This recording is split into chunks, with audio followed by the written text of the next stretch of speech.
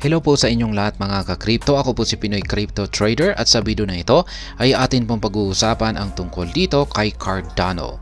Yan, ang sabi po rito ay Cardano weekly price. ADA could hit 0.7 or 70 cent soon. Kaya yan, posible daw pong akyatin ni Cardano ang presyong 0.7 or 70 cents. At yan, posibleng nalalapit na daw po ang kanyang pag-angat sa presyo na ito. Pero bago pa tayo magpatuloy ay nais ko lamang po munang bigyang linaw ang aking disclaimer kung saan ang nilalaman po ng video na ito ay hindi po ito isang financial advice. For education and information purposes lamang po ang layunin nito. Maliban po dito ay nais ko na rin pong magbigay babala na wala pong kahit anumang group chat ang Pinoy Crypto Trader. At ayan, ang sabi po rito ay Cardano introduced in 2017 drew inspiration from the contributions of the Italian polymath Gerolamo Cardano. In August 2021, Charles Hoskinson, the founder of Cardano, revealed details about the Alonso hard fork, which led to a significant 116% surge in ADA's price the following month. Kaya yan po yung mga kaganapan na nangyari dito kay Cardano noong nakalipas na taong 2017 at saka hanggang 2021. Kaya yan, ito po ay si Cardano po ay unang na-introduce noong taong 2017 at siya po ay nagkaroon ng inspiration mula po sa contributions ng isang Italian na polymath at siya po ay si Gerolamo Cardano.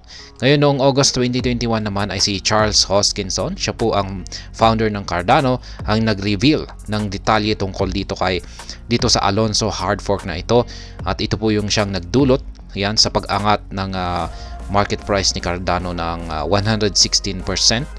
Yan sa sumunod na araw, sa sumunod na buwan po nito.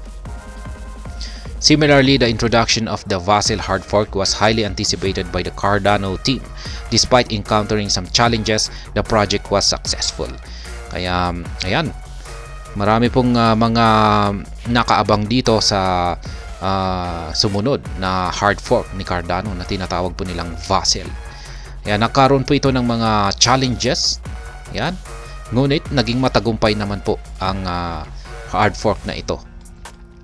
As of February, Cardano's price had reached 0.12 or 12 cents.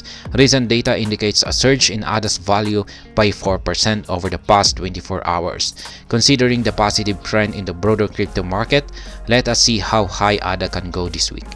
Kaya yan, ngayong buwan po ng February, ang Cardano, presyo po ni Cardano ay nakaakyat na po sa 12 cents or 0.12.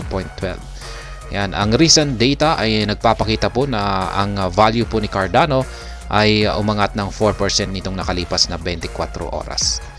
Kaya ayan, meron pong positive trend ngayon ang broader crypto market.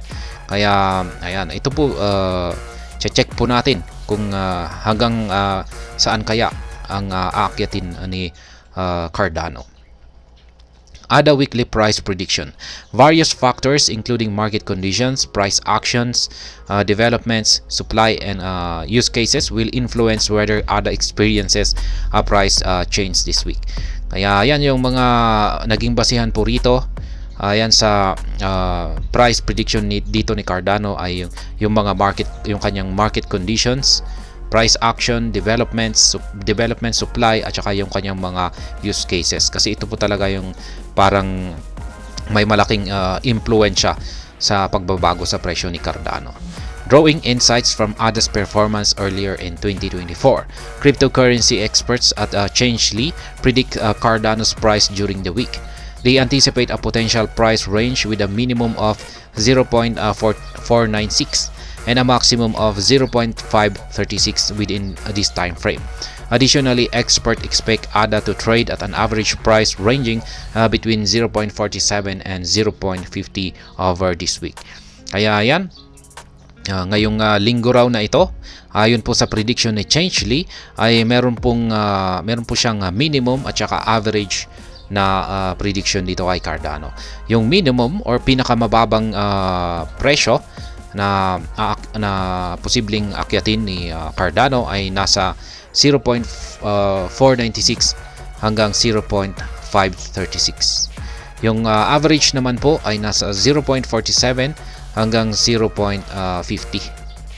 Kaya minimum po pala ito, minimum, maximum yung ito, at saka average po ito. Ayan, yung kanyang minimum ay nasa 0.496, yung kanyang maximum ay nasa or pinakamataas na presyo ay nasa 0.536. At saka yung kanyang average ay nasa 0.47 at saka 0.50. According to the latest CoinGecko data, Cardano is trading at 0.512, reflecting a 4% hike in value over the last 24 hours. However, one analyst points out that ADA would likely break through past 0.7 if the positive crypto market uptrend continues. Kaya, ayan, si Cardano ay naglalaro po ngayon sa presyong 0.512. Ngunit, meron pong isang analyst daw ang naglabas ng kanyang prediction dito kay Cardano na posible daw po itong umakyat at lampasan ang presyong 0.70 or 70 cents basta ito ay nakaranas ng positive crypto market na uptrend or yan, magiging pabor yung market sa kanya. Ay yan, magagawa po niyang akyatin ang presyong 0.7 or 70 cents. Kaya yan pong muli ang mga price prediction ng mga ni Changelly dito at saka isang analyst. Kay Changelly ay ayon po sa kanya ay meron po siyang minimum na price target na 0.496, maximum ay nasa 0.536, at yung average price ay nasa 0.47 at saka 0.50. At maliban dito ay may isang analyst ang nakapagsabi na basta pabor ang market condition dito kay Cardano ay magagawa na po niyang akyatin ang 0.70 or 70 cents or higit pa. At ayan, hanggang dito na lamang po tayo sa video na ito. Sana po ay inyong nagustuhan ang aking paliwanag dito. Kung inyo po itong nagustuhan ay pakiclick lamang po ang like button nito. Para naman po sa mga bago lamang dito, kayo po ay aking inaanyayahan para mag-subscribe. Pakiclick na rin po ang bell icon nito dahil ito po ang siyang magsisilbing notification nito sa mga bago kong videos na akin pong ina-upload sa aking YouTube channel na ito. Marami pong salamat sa panonood, ingat po tayo lagi at God bless po sa ating lahat.